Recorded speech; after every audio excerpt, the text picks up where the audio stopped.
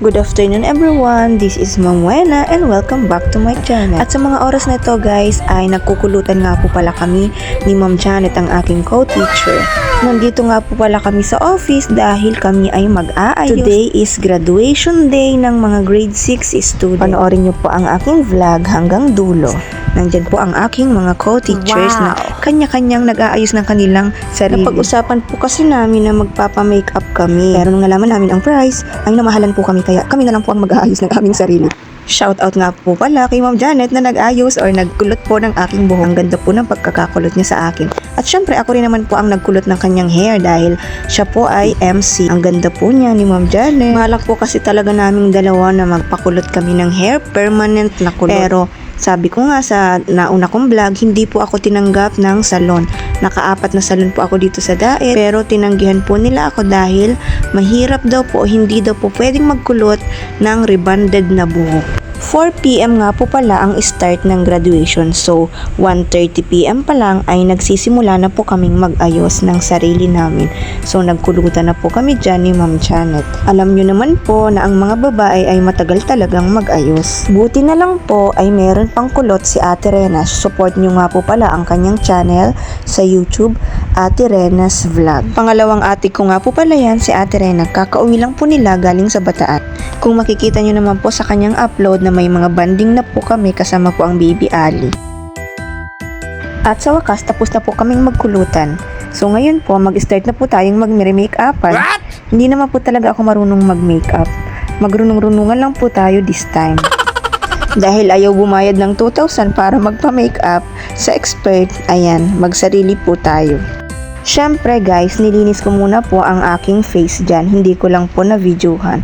And sunod, maglagay na po tayo ng Premier. Makeup Premier. Ang Makeup Premier ay nakakatulong para mag-create ng pantay at makinis na face. Ang tagal ko nga po pala dyan maglagay ng Premier Makeup. Halatang hindi marunong talagang mag-makeup. Fast forward ko na lang. Ayaw ko nga po palang gumamit ng face sponge. Kaya kamay ko po ang ginagamit ko paglagay ng Premier Makeup. Pero madami po akong face sponge sa bahay. At ayan nga guys, kung mapapansin nyo ay parang nagputi or nag-glow naman po ang aking face dyan ng slight. At habang ini-edit ko tong video na to ay napansin ko ang tagal ko pala dyan, ulit-ulit pala ako dyan nagpahid ng pahid sa aking mukha. Ang tagal ko nga po pala talagang mag-ayos. Dahil ang tagal kong mag-ayos dyan, kwento ko nga lang po sa inyo dati na magsisimpa po kami ni Kalingap Alvin, Mary France at Ate Rena. Pero dahil kami ay mga babae, ang tagal po talaga namin mag-ayos. Kaya ang nangyari, iniwan po kami ni Kalingap Alvin dahil siya po ang magpipreach sa simbahan. So sabi niya malilate daw po siya. Kaya nag-una na po siya at kami ay iniwanan. Ito talaga yan si Kalingap Alvin.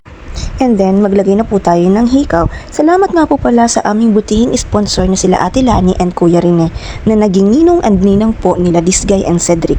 Salamat po dahil sa aking earrings na pinadala nyo po sa akin. At maya-maya po ay maglalagay po ako ng pilik mata. Char! At ito na nga po pala ang aking makeup-makeupan.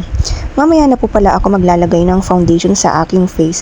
Unahin na po natin ang paglagay ng eyeshadow. At pagkatapos ng eyeshadow ay maglagay na po tayo ng foundation. O diba? Simple lang po akong mag-makeup. At napapansin ko sa aking sarili ay nasasatisfied naman po ako sa aking ginagawang makeupan. Yan, dikit lang ang tira ang lalagay. Sa pilik. Yan ang gusto ko!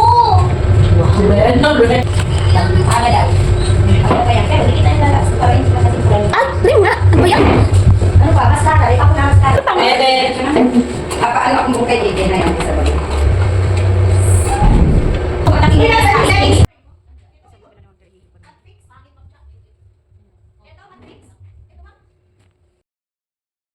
At maglalagay na po tayo ng pilik mata or eyelashes extension. Talagang isang buwan na lotion.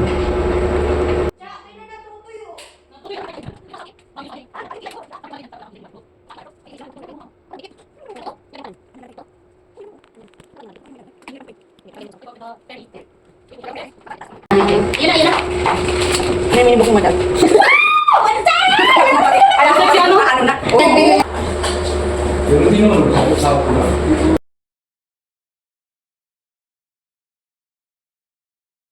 At At sa wakas natapos na din po ang pag-makeup ko sa aking face at nasatisfy naman po ako sa aking ginawa.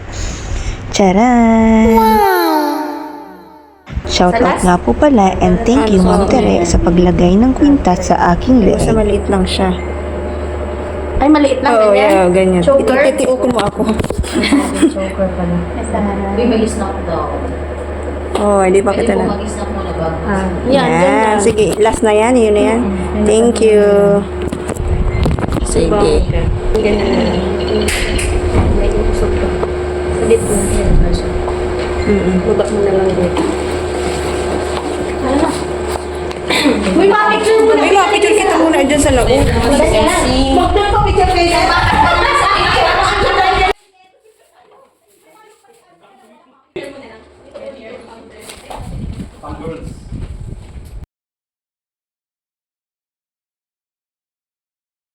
At sa wakas natapos na din po ang pag-makeup at ngayon po ay naglalagay na po tayo ng lip tint. Salamat nga po pala ulit Ate Lani sa pagbigay ng aking lip tint. At ito naman po galing kay Tita Dulce na laging nagpapadala ng mga blessings kay Bibi Ali. Maraming salamat po.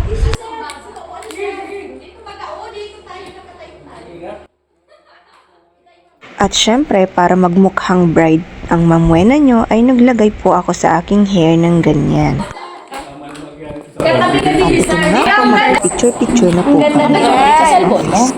Ay, ano? Sir, bari ito din sa cellphone. Yung bridesmaid. Hindi nag-video. Video pala yun. Oh, ganda na yung Rachel. Sali ka sa vlog ko. Kulay puti niya, no? Kulay puti buhaya. Kulay puti buhaya.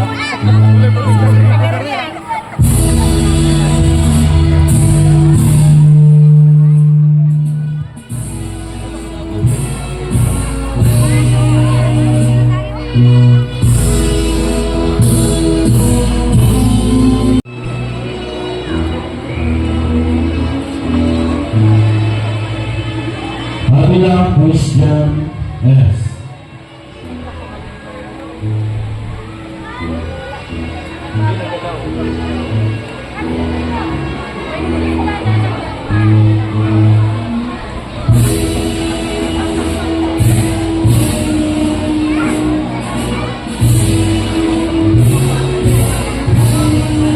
Para po ng sound.